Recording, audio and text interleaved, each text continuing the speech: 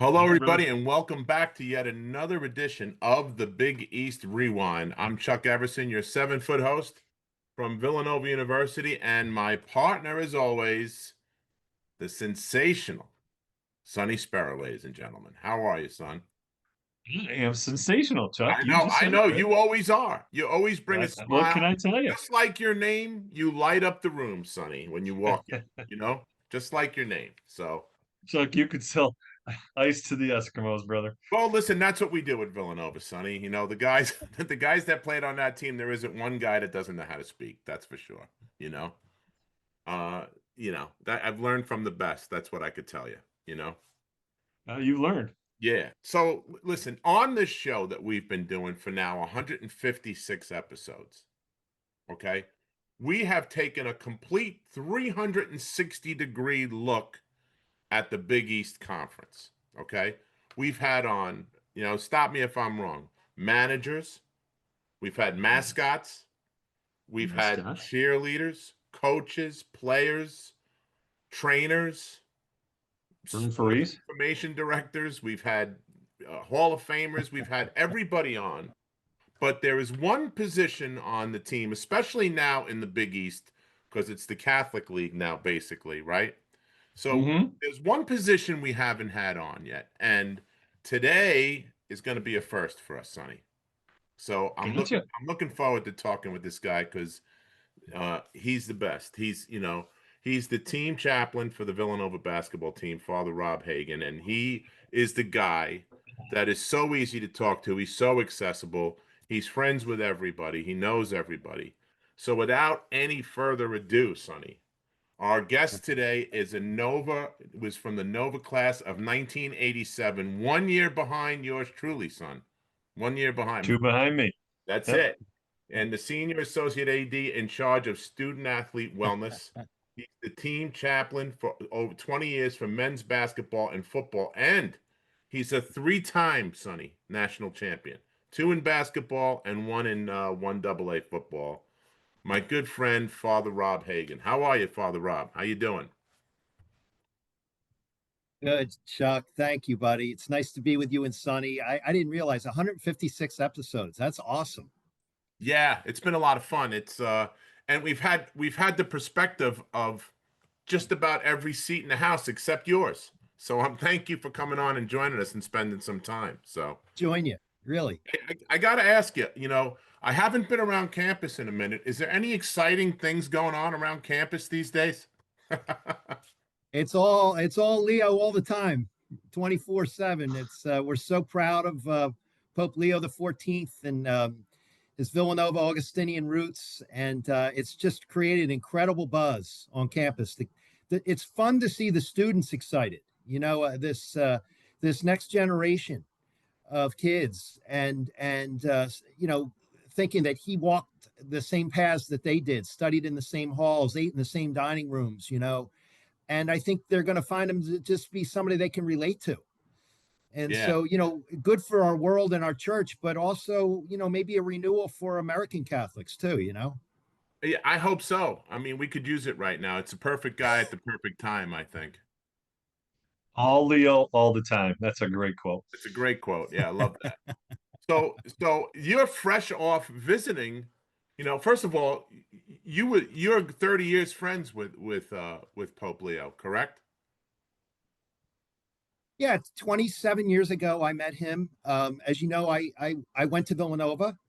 I did not go to Villanova to become a priest. Yeah. We were just a couple of years behind you guys. We actually looked up to you guys. I watched that magical game in Stanford Hall with 30 of my buddies and a few cold beverages. And, when you Whoa. guys accomplished that Whoa. with Coach Mass, it, it was like believe in the impossible, believe that all things can be accomplished with faith and togetherness. Yeah. And so I left Villanova, went to law school.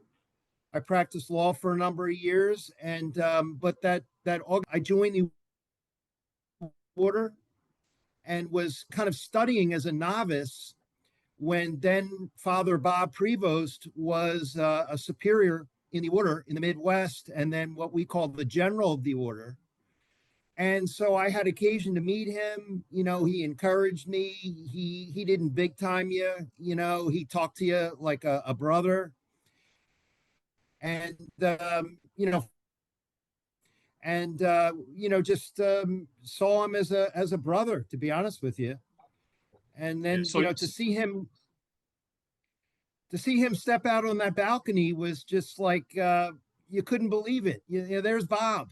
You know, and it was the man that we knew. You know, is now a gift to the church and the world as Pope I was Leo. just going to ask you that. So, you know, you just came back, you know, as you told us prior. Can I say something? Yeah, jump in. We can't let that slide. The adult beverages from Father Rob when you know he wasn't 21. Like we're just gonna give him a pass. Like that's how this works. Well, listen, you know, Statute of limitations. How does this work? listen, we are all forgiven. We know that the head. Forgiveness. We're asking for forgiveness. There we go. That's right. Better than permission sometimes. I got you. There you go. So I have to ask you, Rob. So it's the first time for all of us really that you feel that sense of closeness to the head of the Catholic Church, to the Pope. Okay.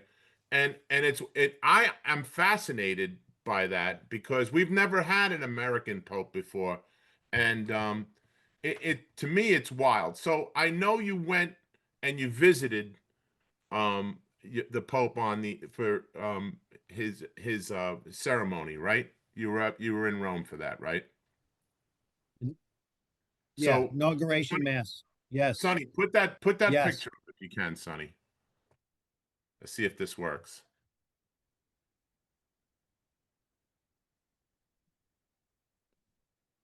Oh, perfect. There he is. And there you are with Pope Leo, your friend, right? And who's the guy behind you, Rob? Because there's, you know, this picture went around, you know, all the text threads with the 85 team and everything. Mark Plansky thought that might be a Georgetown Jesuit priest. Georgetown priest. That was what I was going to say.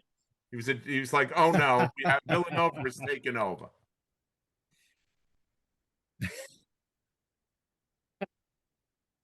There have been a lot of captions underneath his face, you know, that people have said, you know, here come the Villanovans, here come the Augustinians, you know, but he was a reflection. That's yeah. And I have to ask you, There. okay? Did you get any time like okay, he's your friend for 27 years, okay? Did you get any time like out of the spotlight behind closed doors with him when you were visiting? Before that meeting, just before that meeting, he had just met with Vice President Vance and his staff, and then this, and then he had meetings scheduled the whole rest of the day. So there was really, he squeezed us in as a courtesy. We went with a handful of that he made time for, but there wasn't it was not, you know, nobody had kind of exceeding. We all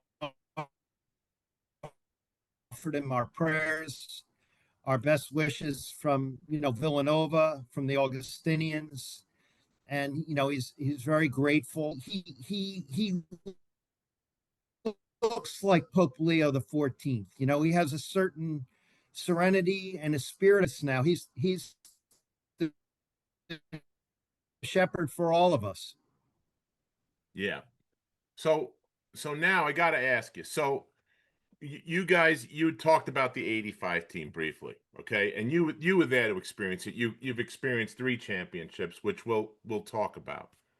I know that had to be his team, you know, back when he just because he graduated in 77, and that game was a groundswell. I mean, everybody was excited about that game.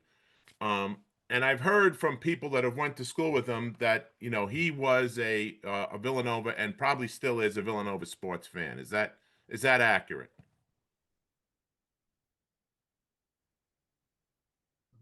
Yeah, I clearly he follows Villanova. He's a Villanovan. He's proud of his roots. I just think he's been so busy and traveling the world Oh, sure, of that I course. think people are kind of like asking, like, was he in Jake Nevin with a beer and a hot dog? And I don't. And he would have kept up on it. Yeah. Um, so I have to ask the question I have to ask you: if you ran into him on a private note, obviously away from papal, duties and stuff, in the background somewhere, and you came across them and said, "Hey, you know who I ran into? I spoke to the other day. I spoke to Dwayne McClain and Chuck Everson from the 1985 team. Would he know who we are?" I would imagine, first of all, he's wicked smart. He has an incredible memory. And so I think he would. I think he's just, kind of a Okay. bandwidth of knowledge and of history and of Villanova history that, yeah, he would know who guys were. Yes, you are a legend, Chuck.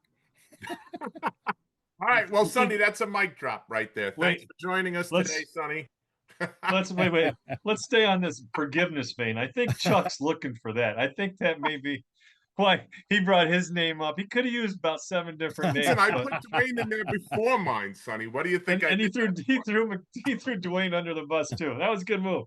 Yeah, I thought so.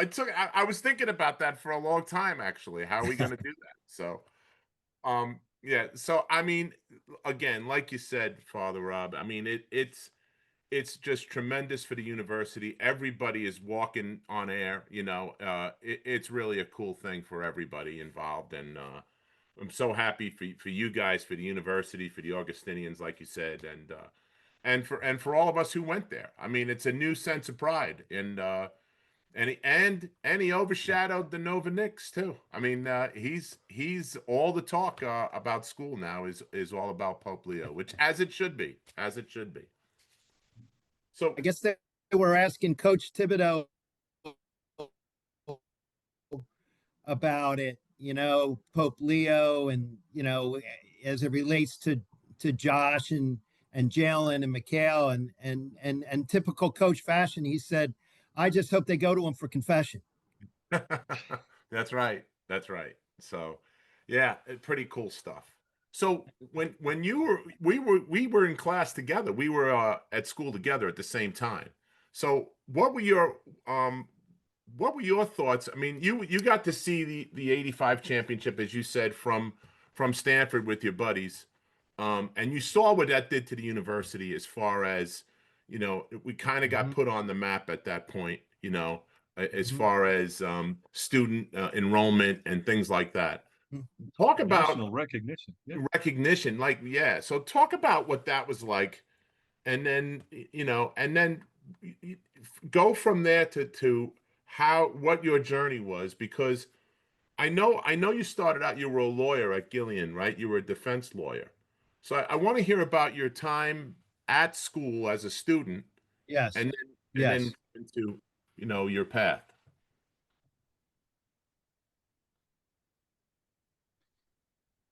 I met great friends there. There really was a community there, a spirit. I met some wonderful Augustinians there, like Father Stack and Father McGuire. And so I felt connected to the place. And so we were proud. We were proud of what you guys accomplished, because it really helped the world see and understand how special that place is. Because it wasn't just like the recent teams. It wasn't just that you won, but it was the way that you played and the relationship that you had with each other that kind of showed off this community, this brotherhood, this really special place. And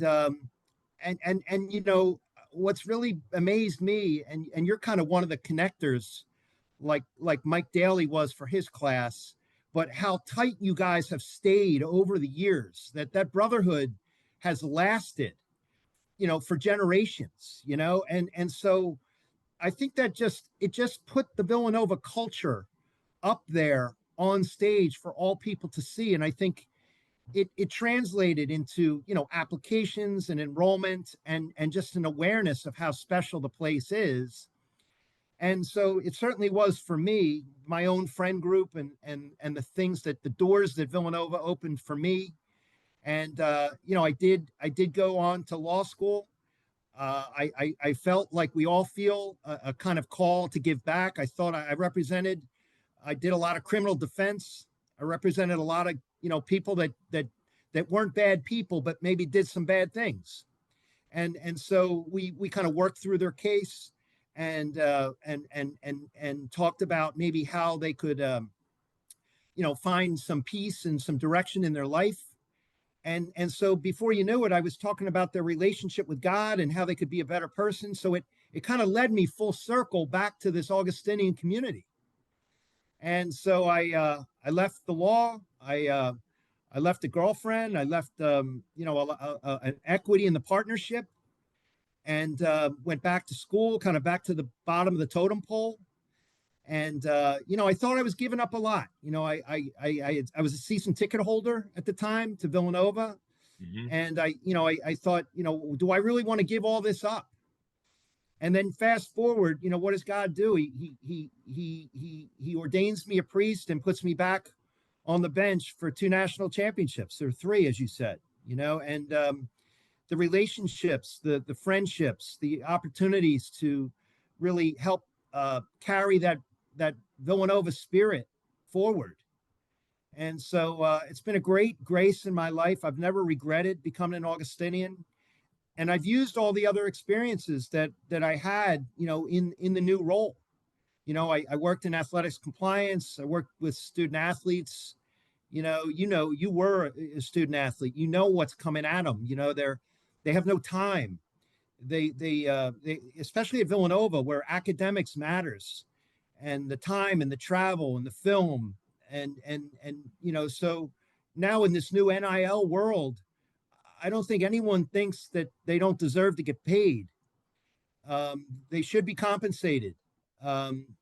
But we still want to make sure that they want to be part of something bigger than themselves, that they still want to be a part of this culture. They still want to build a brotherhood. They still want to go to class. They still want to do some service to others.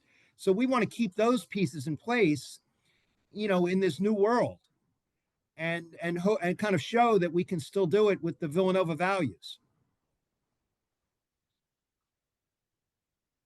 So I got to ask you, with the relationships with the student athletes, in particular the basketball players,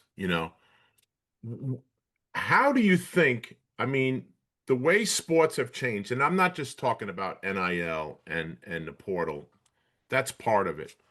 How do you maintain those relationships? Because I know you have a lot of strong relationships with those guys. Everybody loves you. The guys that played before, the folks that you worked with, the guys that are on the current team, the guys that are on the championship teams, everybody loves you. Everybody talks, fondly about you. How difficult is it to maintain those relationships when you have it's a revolving door of kids? Yeah. How does it, No, how tough is that? you're absolutely right. I mean, it's much tougher. I mean, to have somebody for 2, 3, 4 years, watch them grow, watch them struggle through a class, overcome an injury. I mean, you journey with these guys. Now to be here, for 9 months and to have a coach try to accelerate that process and build continuity.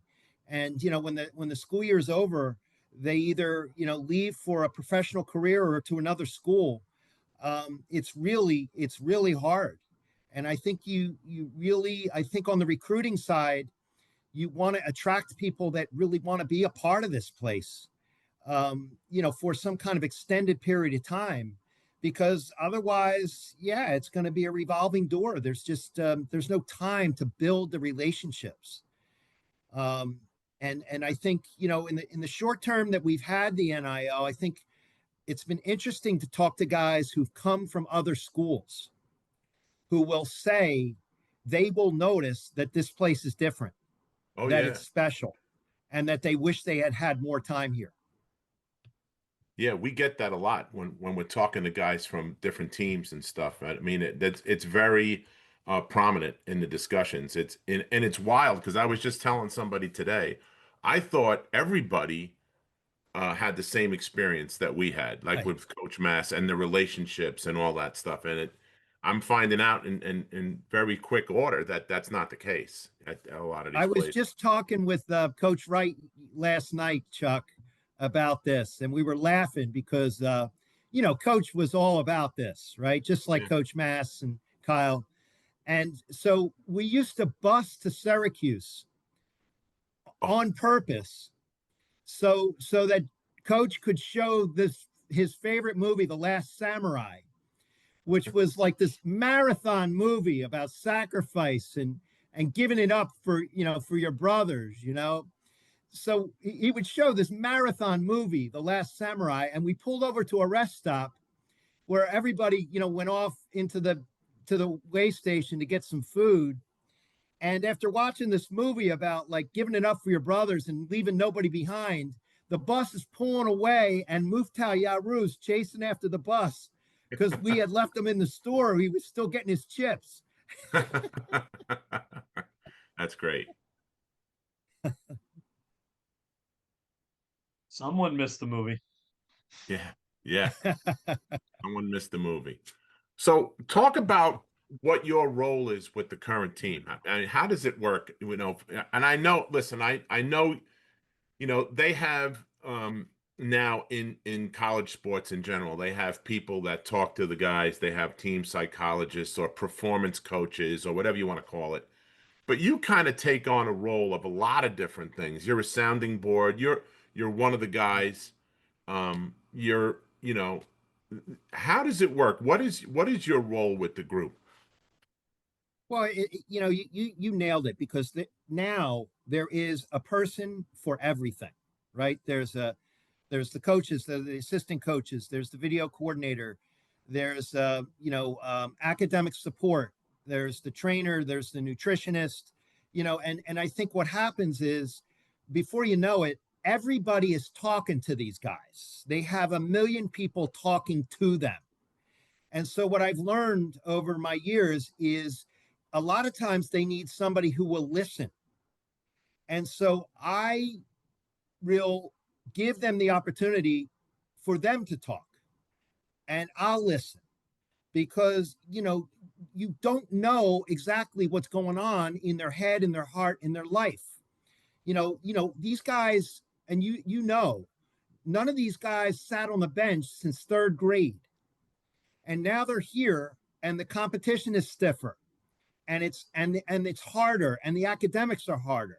And so now maybe you're not playing, you're not getting the minutes, or you're not scoring the points, or you're not doing as well in the classroom, or you're not connected socially. And so there's a lot going on in their heads if you just give them the space to start to express it. And that's why I love the road trips, because a lot of magic can happen when you're sitting next to somebody on the bus, or you're in line for chicken fingers at the buffet, and you just have an informal conversation with a guy who might let his guard down and say, like, life isn't perfect for me right now. Yeah, And you can maybe invite them into a relationship with yourself, or I know you guys are great to be able to refer a guy to a mentor, one of you guys, or ultimately to talk to their higher power. Hey, guess what? There's a God who loves you. There's a God who has a plan for you. There's a God who forgives you. There's a God who has his hand up when you fall down or make a mistake. And we were making jokes about confession, but it's true, to feel forgiveness when you made a mistake and to be able to let it go. And sometimes that just gives you the peace and the clarity in your head and your heart to then go forward and go do your best.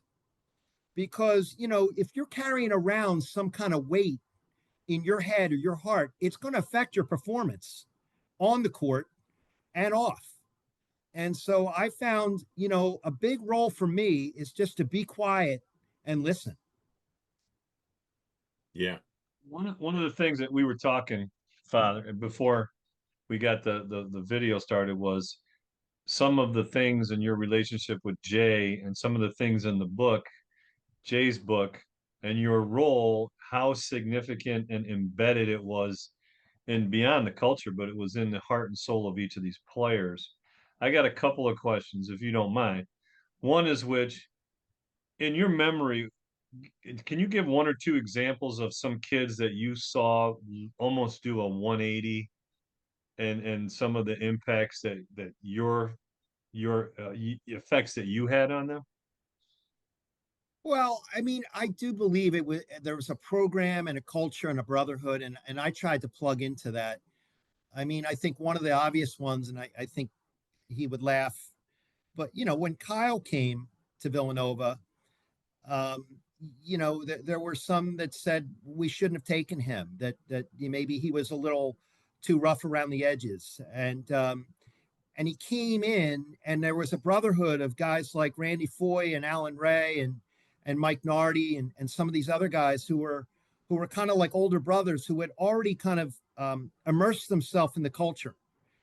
And I think when you bring somebody in and they see that you actually care, that there is something going on here besides basketball, that these people are really invested in my success as a person.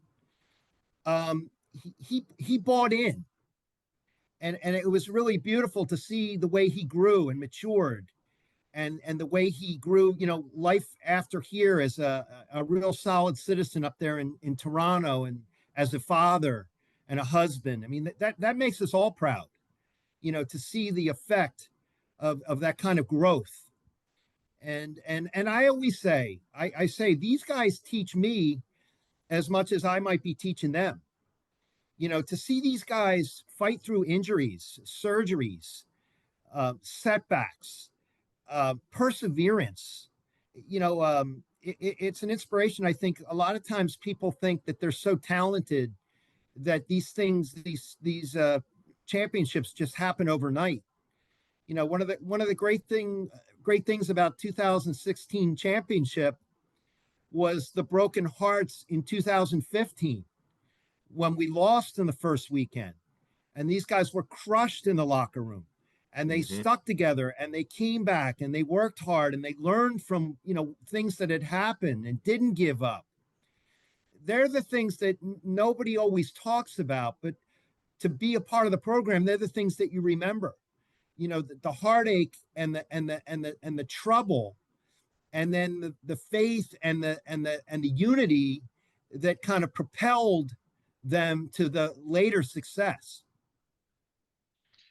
So next question I want to ask you, because Jay talks about some really pivotal messages that you delivered, especially during those seasons. And of course, I think the book really kind of almost parallels the 2018 season.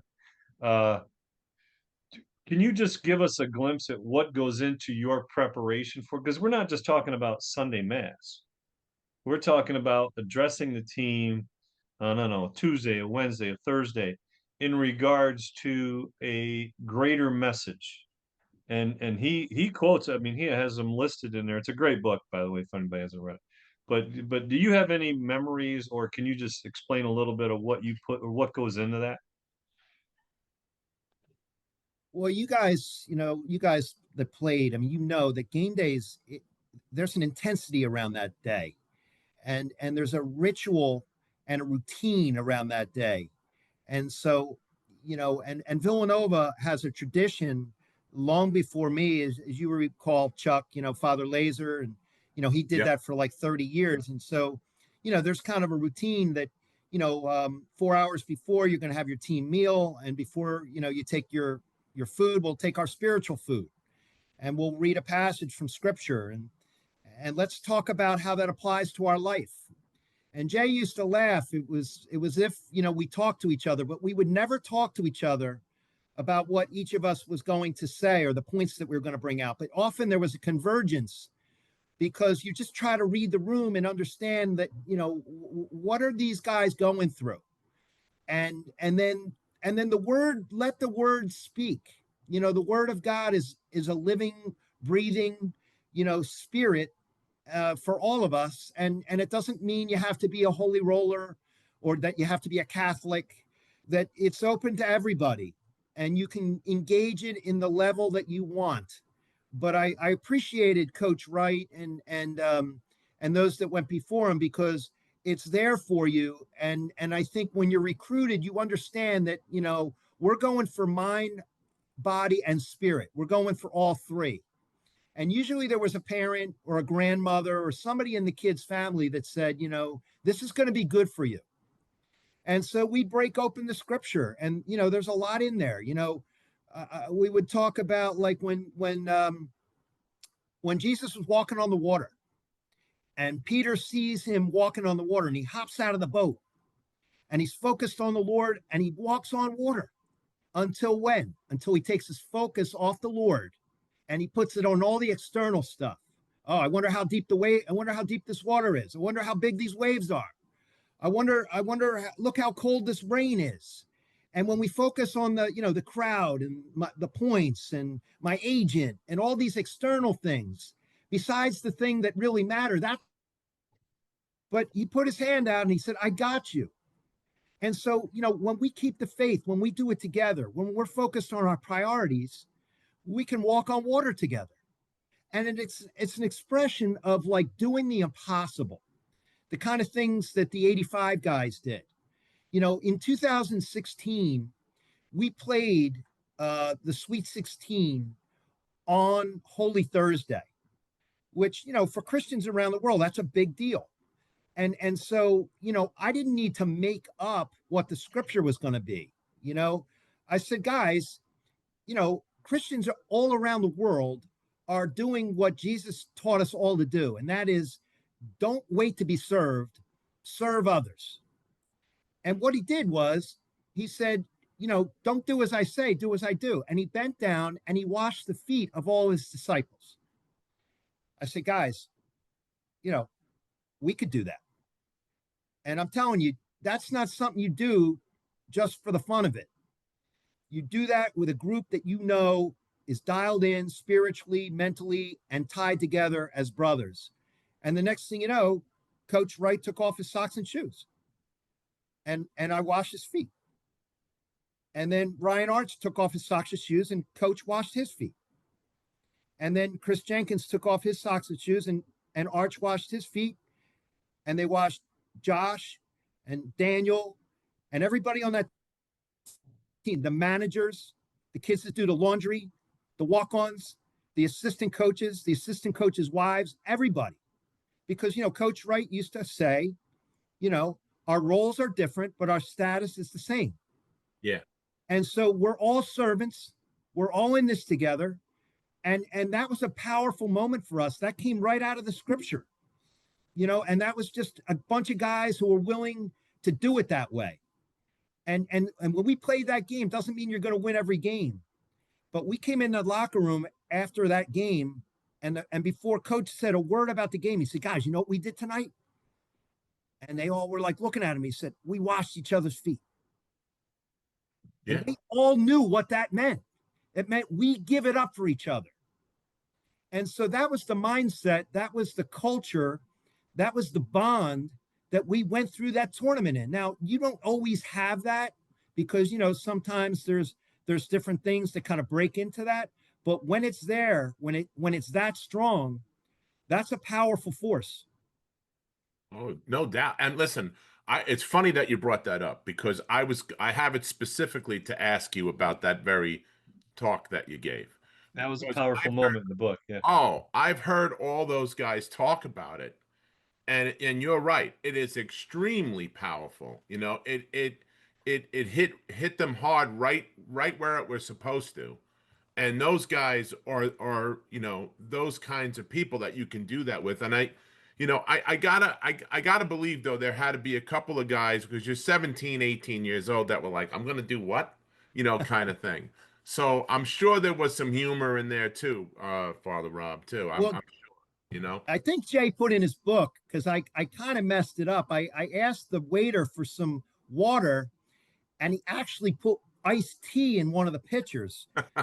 So Jay's feet were actually, his foot was actually washed with iced tea, and we both kind of looked at each other like, get the water. That's classic. That's great. I mean, you know, it's these are the kind of things that nobody knows about if you're not in the inner circle, right? And you've been privileged to be on the inner circle, not only on the basketball team, but on the football team and what goes on. Now, do you get involved with, and I'm not going to say decisions when it comes to, you know, X's and O's. Obviously, that's not your role. But what about when there are different, everybody comes from a different place. They all believe in different things. You know, we've had some things where, you know, you might not, you know, when recent events in the country, you know, had there's some difficult conversations that had to be had, I guess is what I'm trying to say. Mhm. Do you get involved at that point with the guys? Yeah, I would say if I'm invited to, and so you're right. I would never X and O it. Yeah, I would right. never go there. And but you know you observe, you pick up a sense of what's going on in the world, what's going on in the team, what might be going in a particular player's life, and often coach will you know take advantage of that insight and say, you know, well, what do you think, or what might our approach be here, or do you want to help facilitate a conversation, or do you want to talk to so and so one on one? And so you know we would kind of ham and egg it that way, Yeah. and or I might you know do the other and say, you know, look coach, so and so is struggling a little bit here, and you just might need to know that, you know, and then in sometimes you know you have to keep confidences that you just kind of walk with the person on your own. But I think you know V is for Villanova, V is for victory, V is for values. And so I often had an opportunity to just highlight, you know, what the values are. You know, we would say veritas unitas caritas, right? Truth, unity, and love. Truth is a good one, isn't it? Because how many people in your life will actually tell you the truth? Right. You know, most people walk around and we tell each other what we think they want to hear. But a teammate, a coach, a trusted friend or family member will pull you aside and say, hey, man, you know, what about this? Or we're not all together on this, or we need to get on the same page on this, or we need to be about the greater good here. And so there are hard conversations that you can have with people when they know that you care about them.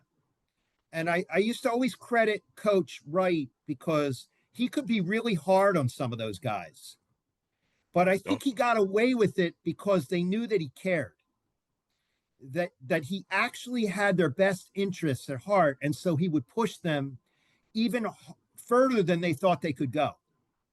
You know, and then I would try to back that up with, you know, on my end, like, you know, God has a plan for you, and you know, our faith is in the cross, and so the cross says that like it's not always easy, yeah. and so it does require things like patience and perseverance, especially when you're uber talented like a lot of these guys are. So a lot of things did happen, I'm going to say with ease, but they were able to accomplish things because they were so gifted.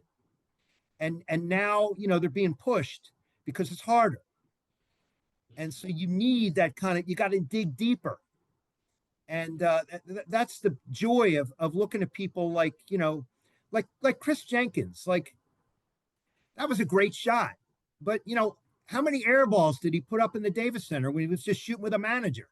Right. You know, or when he was out of position and he had to play, you know, down low, and you know, and you know, so but these guys, they stuck with it, you know, and I've heard these guys say, would they have stayed in a portal world, you know, where you had the option to just leave, and you know, you don't know.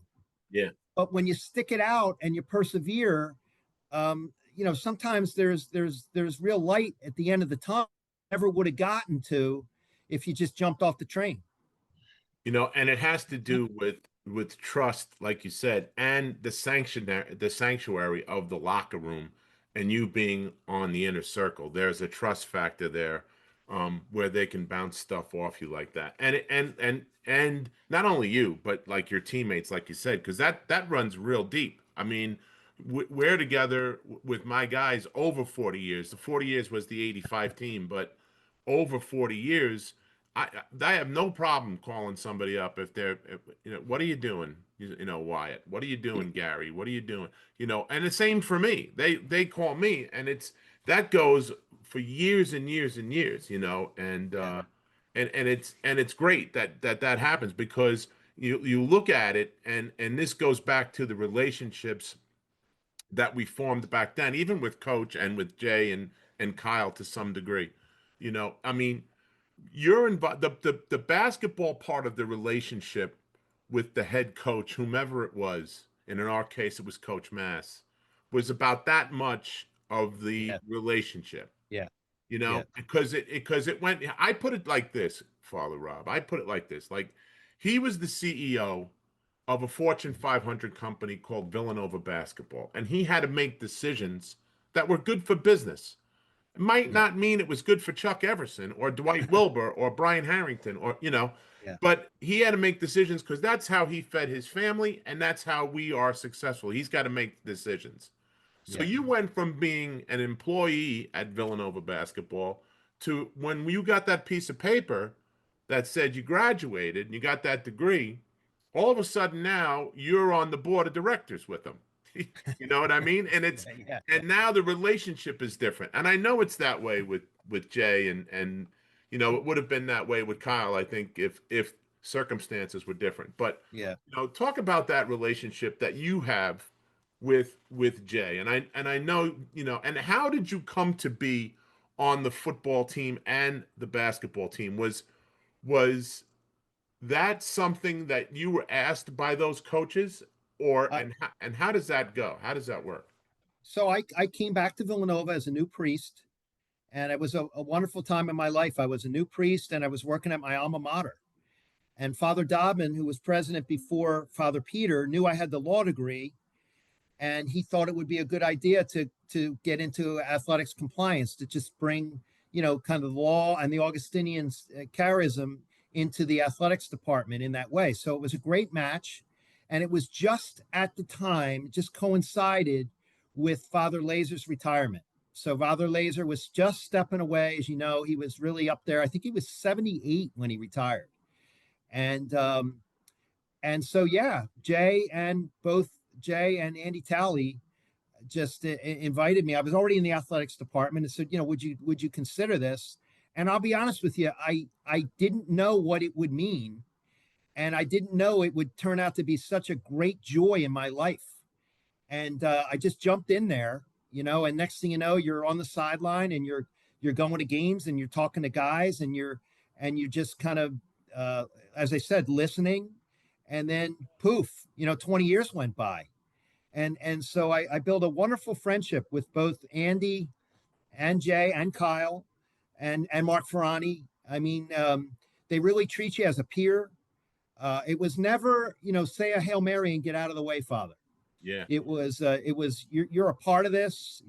I invited to all team aspects that they did, social, meetings. All my friends thought I was going to all the practices. I wasn't. I wish I was. I had a real job, but I did my best to be around. And then, of course, the travel. People say, does the travel beat you up? There is a lot of travel, but that's where the relationships can really be forged. And I can't tell you how many conversations. There's a couple of minutes in the locker room where the team is already out on the floor, and it's just you and coach, and it's just a real personal moment. He's got a lot on his mind. There's a lot of pressure to be a coach. Oh, sure. And I can remember, just minutes before the national championship, and Jay and I just talking, and I remember him saying, I'm at peace with whatever happens here, but I really want it for them. And he win or lose or draw, he was at peace, but he wanted it for the guys and for the community, for the school, what it meant to the school. And I can remember one time we were talking about Bruce Springsteen's Hungry Heart. Everybody has a hungry heart. That's 2 minutes before a game starts, and how that's very much what Augustine would say, that everybody has a restless heart. and that we chase after things like trophies and wins and money and the size of our house. And what we come to realize is that stuff really doesn't matter as much as relationship and friendship and love and team and brotherhood. And we would talk about something like that, like right before we go out, for him to coach the game. And I thought, he's a deep dude, man. He's a more spiritual guy than I think people realize. Mm-hmm. And I told him recently, I think that was a big part of our success, because he allowed the spiritual to enter in to the business of basketball. And so it was a blend, because he was a hard and a solid X and O guy, and he demanded toughness, but he allowed room for the spirit. And I think it became like a fuel and an energy and a love that really forged that unity that we had.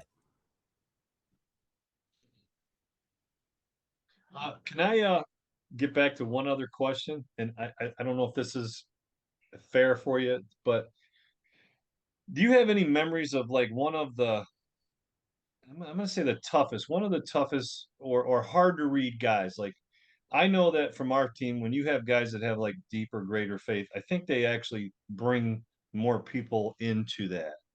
But there's always the risk of that one or two guys that they just struggle with accepting certain parts.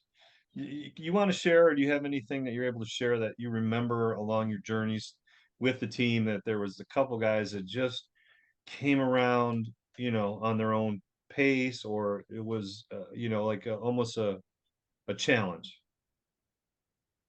I think I have to say, like, by and large, there's a general respect and openness to what we do.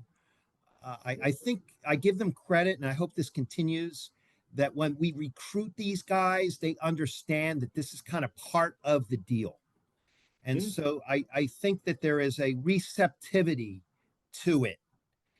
Um, but like, I look at somebody like Daniel Chefu, who clearly, like, his mom was like really spiritual woman, and I think Daniel was kind of like more of a, I think we find as we grow, our faith is not our parents' faith, it's our own.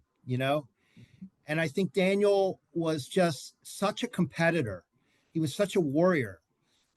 He kept a lot of things into himself. And I think he just was like, I'm going to do this on my own and lead by example. And it was like, it was so beautiful to see him allow himself, like when he grabbed that mop in 2016 Yeah. and mopped that floor, that play wasn't called for him. He wasn't going to be the high scorer that night. I think it was so cool to watch him evolve and embrace his role. And, we would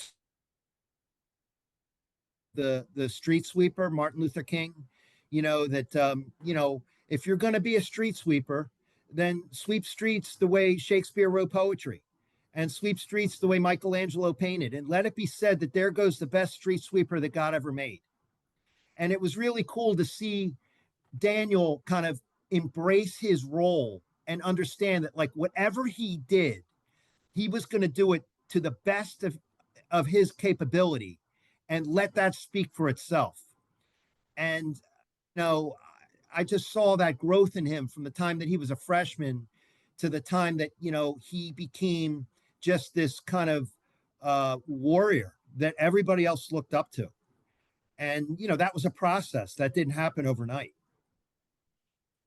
We had Father Charles was on our bench, but Syracuse made a big deal out of being a non-denominational school.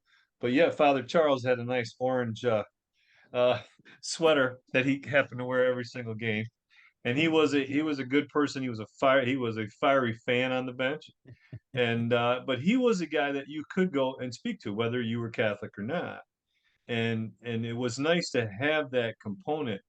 And now that the Big East sort of reconfigured, it seems like there's a better centric of that, position. So how do you see this evolving now going forward, right? The fact that Chuck talked about team turnovers, player turnovers, the culture, making the culture. Does it cause you to maybe reflect in terms of your messages to be way more specific to your audience? I think it's a great point, Sonny. And I think, winning is intoxicating, man. I mean, even at Villanova, we like to win. And so there's a competition for talent.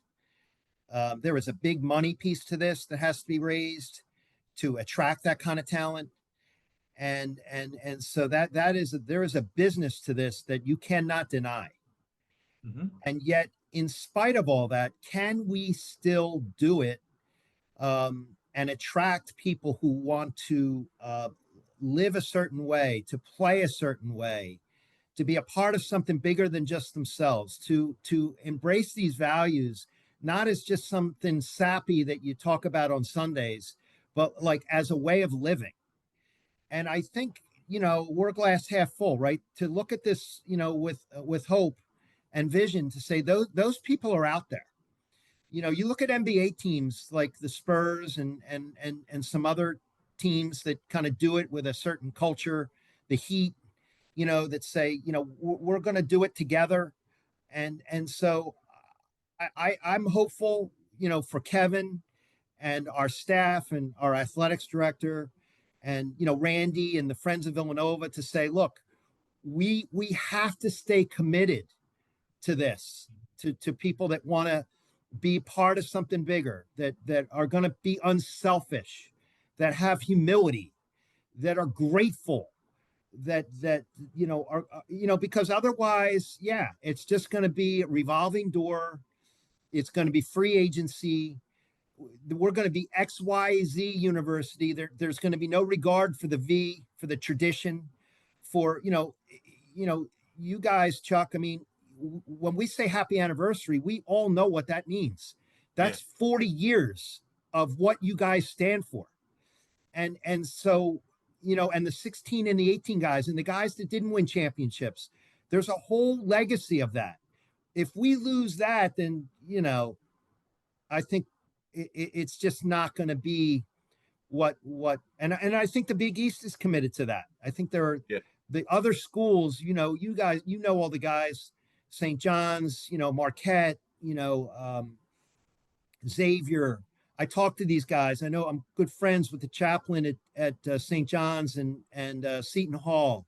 And we talk about this all the time. We're all committed to this. We don't want to see that just fade away. Right.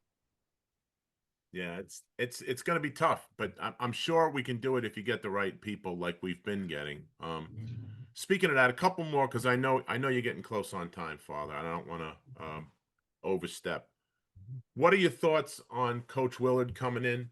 Have you gotten a chance to sit down and speak with him? And he had a Zoom call. I guess there was probably close to 70 former players on the Zoom call, which was really cool. He said a lot of great things. He gave everybody his cell phone number, which I thought was great. I wish he would have said something privately to some of us first, because I don't know if I would have shared it with everyone. But that I know, I kind of know who's who, so I would have saved them some headaches. But that said, what are your thoughts on Coach Willard coming in? Yeah, I had some interaction with him at the beginning. And, I think we're really excited. I think he has, a familiarity with the Big East Conference. I think that time at Seton Hall, is a good sample size of who he is, and certainly more recently at Maryland. I think, for Villanova, and Coach Mass and Kyle and Jay, toughness is a value. And I think toughness is certainly something that you pick up from Kevin right away. I think he knows where he is. I think he understands. He's talked a lot about Villanova culture. He's talked a lot about leaning on Jay, for support in the transition and appreciating the legacy. So, I mean, they're the kind of things that I think you want to hear in a new coach at Villanova. Yeah. I think he's reached out to you guys and the recent guys, like, Josh and Jalen. I mean, they've been guys that he coached against, that he has great respect for. And so I do think that that he shares these values that we've been talking about. And so I think, as he's building a roster, which we all know is really hard, I think he's been looking for that kind of student athlete in recruiting. I think he's into metrics where you just don't throw, $1 million at somebody that just because everybody else thinks he has value, Yeah. but fit is important, and continuity. And I've heard him talk about, the fact that, you're not going to give up on like the high school recruit, that we're not just going to bring in like fifth year guys because, they can plug and play. But Villanova's always been known for player development and Yeah. cultivating, a relationship. So I'm hopeful for those things. And then I'm looking forward, obviously to building a relationship with him, and hopefully sharing anything that I can that can help the program and him. Yeah, I mean, he what I appreciated about what he said is exactly what you're saying, but in addition to that, I contacted him because I wanted to come up, in May and sit down with him and have a conversation. I've never Yeah. really met him. Now I know his dad because his dad Right. used to coach St. Dominic's out here on Long Island, and he coached a Right. guy named Timmy Kempton, and Timmy and I were rivals when we played in high school ball together, against each other. But what I did was when I spoke to him, he said, "Oh, I've got this and this and this going on, but as soon as Memorial Day is over, all whole month of June, I'm yours. Just let me know when you're coming down." And I was like, "Hey, that's pretty cool for a new guy." That's And I was good. like, "Hey, that was good." So I was excited about that. So and I want to get back to going to practice again. And Mark and I talk about this all the time because probably from 2015 through up till COVID, probably we were at probably 4 or 5 practices a season just to Yeah. observe nothing. But now you get to the point where especially the guys on that 16 and 18 team, Jalen might run by in practice and give me a little shove and give me a head nod. The Yeah. kids all knew who we were, and you could tell what's going on, the dynamics of the team, who's a leader, who needs to work on this, who Yeah. does this well, and where the pieces fit in. So you kind of understand when a coach put somebody in a certain position because you've seen it, Yeah. and you can, if somebody says something to you and says, "Hey, why are they doing that?" You at least can give some sort of answer and be truthful. Yeah. It really feels like a family. I love how you guys know all those guys, Yeah, and they know you guys, and you can see you kidding around with them, and you can even say stuff to them that, other people might not say. And then you notice stuff about the way we play or what's going on. And that's yeah, what families do. yeah. You kind of pay attention to what's going on. And I think everyone feels that support.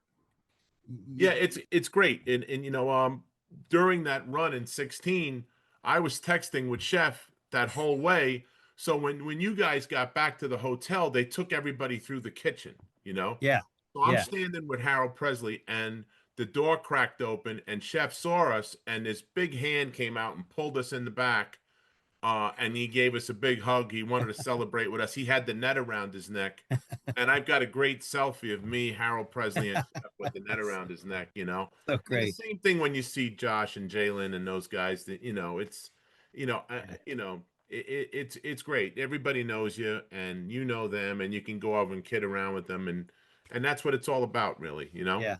I So did hear Kevin comment that he thought the Villanova culture was strong, but he had no idea how strong it was. He couldn't believe like how tied together all you guys are. yeah, Like, I think a lot of teams and schools talk about family, but when you get involved in Villanova, you see how real it really is and how far back it goes. yeah. It just blows you away. It's not just the Can guys you vouch for played with, that. and I Sonny. can Yeah. vouch for that. Yeah, it's not just the guys that you played with. It's funny. I Yeah. I go to games, and Will Sheridan is at every game because he's Yeah. worked in and around school. Yeah. And Will happened to be my son CJ's favorite player. Will and Mike Nardi were his favorite two players growing up as a kid. So I got close with Will, and every time I'm in town, hey, where are you around? What's going on? So we Yeah. watched the Nick game game 1 or 2, we watched it at Neil McShay's place, his restaurant, Right. who was a manager on our '85 team, and we were calling everybody. We called guys that played for Coach Lapp. We called guys that played for Jay, and no one was around, so it was just us. But we Yeah. were looking to have 8 or 10 guys come watch the game together and have some fun. Yeah. But that's And you guys, like, you guys are so great because people look at you guys like you're royalty. I mean, and you guys will talk to anybody. yeah. You know, You you gotta don't slow. big You time gotta anybody. wait. You got to slow down a little bit with royalty. We got to draw the line a little bit. I got to work with them. Okay, I work with you. Okay.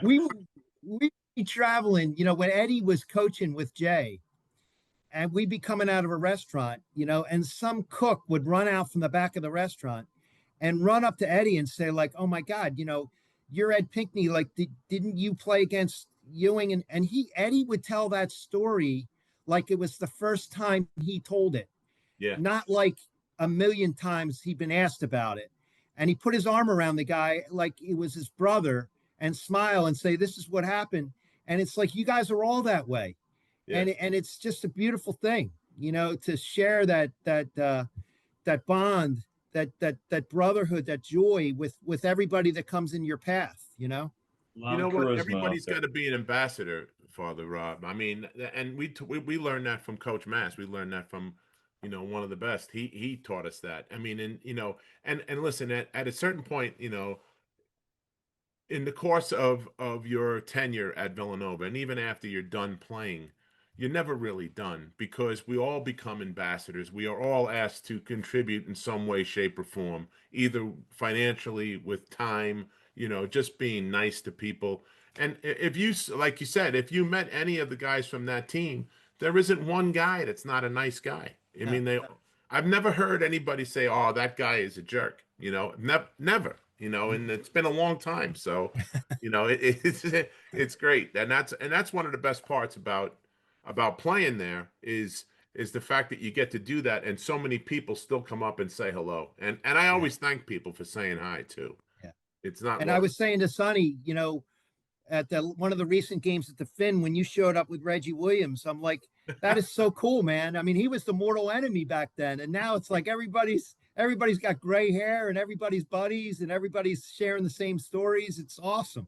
Yeah, well, that all stemmed from this, because when Reggie called Gene Smith and said, "Hey, do you think I can get on Chuck and Shunny's podcast?" He goes, "Oh, I know you can." And Gene called me and said, "Hey, Reggie wants to come on." I said, "Let's go." I said, because I have never talked to him about it. I said, and I had to broker it. I had to broker it a little bit, but well, that's you all right. did, you absolutely did, and and what happened was, we got his side, we got my side, and I said, "You gave me my 15 minutes of fame." I said, "You don't give me a shot in the mouth." I said, "Nobody knows who I am." I said, and I've milked that for 40 years. That's my Villanova marketing degree right there at work. And Exactly.